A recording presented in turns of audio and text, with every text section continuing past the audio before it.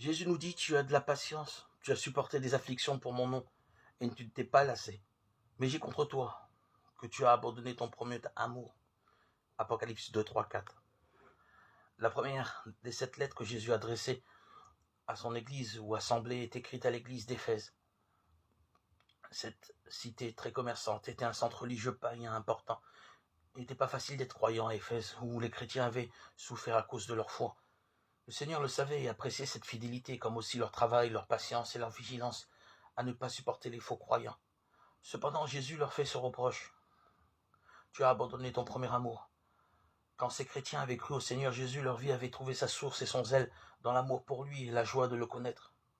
Mais au fil des ans, leur foi avait perdu sa fraîcheur. Sans se décourager, ils continuaient leurs activités chrétiennes, mais peut-être parce que leur service les absorbait trop. Ils perdaient de vue le Seigneur lui-même. Un grand danger menaçait cette église. L'eau coulait encore dans le ruisseau, mais sa source, le premier amour, avait tari.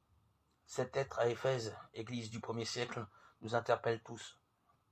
Comme croyants, nous pouvons perdre cette ferveur du premier amour pour notre Sauveur. Ni nos œuvres, aussi bonnes soient-elles, ni notre zèle pour la vérité.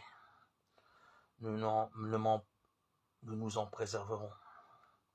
Pour faire les premières œuvres, il nous faut garder la réalité en face, sortir de notre religiosité et entretenir une communion avec le Seigneur. Les premières œuvres découlent du premier amour et non pas à l'inverse. Nous nous aimons parce que lui nous a aimés le premier. 1 Jean 4, 19.